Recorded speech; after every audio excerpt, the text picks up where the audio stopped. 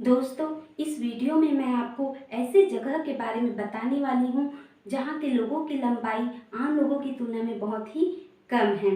सिर्फ लोग ही नहीं, यहाँ के घरों की लंबाई इतनी कम है जिसे जानकर आपके होश उड़ जाएंगे। नमस्कार दोस्तों, मैं हूँ नीरज। मेरे चैनल नीरज तवर्स में आपका स्वागत है। बचपन में आपने गुलिवर के सफ़र की इंटरेस्टिंग वाली कहानी तो पढ़ी होगी, आपको याद भी होगी जब गुलिवर लिलीपुट नाम के ऐसे द्वीप में पहुंच गया था जहां 15 सेंटीमीटर वाले लोगों ने उन्हें बंदी बना लिया था।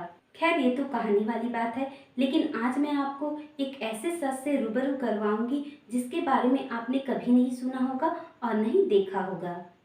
करीब 150 साल पहले ईरान के एक गांव में बौने लोग रहते थे। इस गांव का नाम माखुनिक है। ये जो गांव है वो ईरान और अफगानिस्तान की सीमा से 75 किलोमीटर दूर पर है।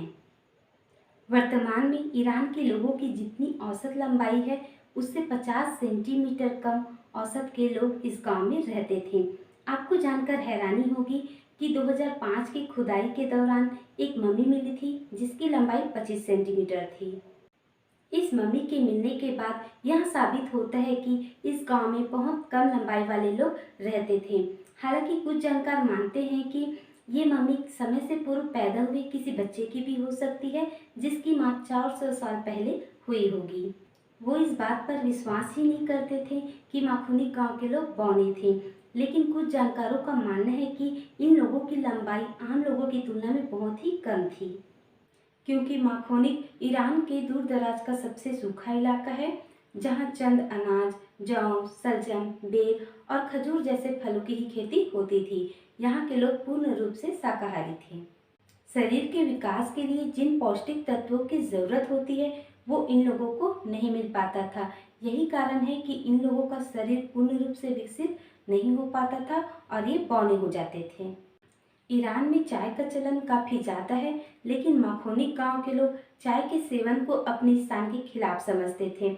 इनका मानना था कि जो लोग अफीम का सेवन करते हैं वही चाय भी पीते हैं। इस गांव में दूर दूर तक कोई सड़कें नहीं थी, लेकिन 20वीं सदी के मध्य में जब सड़कें बनाई गई और गाड़ियों की आवाजाही इस गांव तक पहुंची, तब इस गांव के लोगों ने ईरान के बड़े शहरों में आकर काम करना शुरू किया। बदले में ये चावल और मुर्गी अपने गांव ले जाते थे। जैसा कि मैं आपको पहले ही बताई थी, ये लोग शाकाहारी होते थे, लेकिन समय के साथ साथ इन लोगों के खान पान में भी बदलाव होने लगा। नतीजा ये हुआ कि आज इस गांव के लोग करीब 700 लोग औसत लंबाई वाले हैं, लेकिन यहाँ बने छोटे घर और पुराने घर इस बात की याद दिलाते हैं कि कभी यहाँ कम लंबाई वाले लोग रहते थे। इस प्राचीन गांव में लगभग 200 घर हैं, जिनमें से 70 से 80 घर ऐसे हैं जिनकी ऊंचाई बहुत ही कम है। इन घरों की ऊंचाई लगभग 1.5 से 2 मीटर ही है। इससे साफ जाहिर होता है कि यहाँ कभी कम लंबाई वाले लोग रहते थे। हालांकि इस गांव की हालात काफ़ी हद तक बदल गए हैं। सड़कों के बनने की वजह से ये गांव ईरान के दूसरे इलाकों से जुड़ गया है। फिर भी यहाँ जिंदगी आसान नहीं है। सूखे की वजह से यहाँ खेती कम होती है, जिसके कारण लोगों को अपना घर बार छोड़कर दूसरे इलाकों में जाना पड़ता है।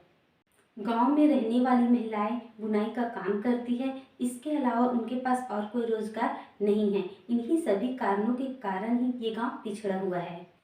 दोस्तों, वीडियो अच्छी लगी तो कमेंट में ज़रूर बताएं और अच्छी नहीं भी लगी तो भी बताएं, ताकि मैं और अच्छे से इम्प्रूव कर पाऊँ। इस वीडियो में आपने ऐसे लोगों के बारे में जाना जिनकी लंबाई आम लोगों की तुलना में बहुत ही कम है। साथ ही उनके छोटे छोटे घरों के बारे में और रहन सहन के बारे में भी जाना। आई होप जानकारी आपको पसंद आई होगी। अगर वीडियो अच्छी लगी तो लाइक, शेयर एंड सब्सक्राइब कीजिए। साथ ही बेल आइकन को प्रेस करना ना भूलें। That's all. Thank you.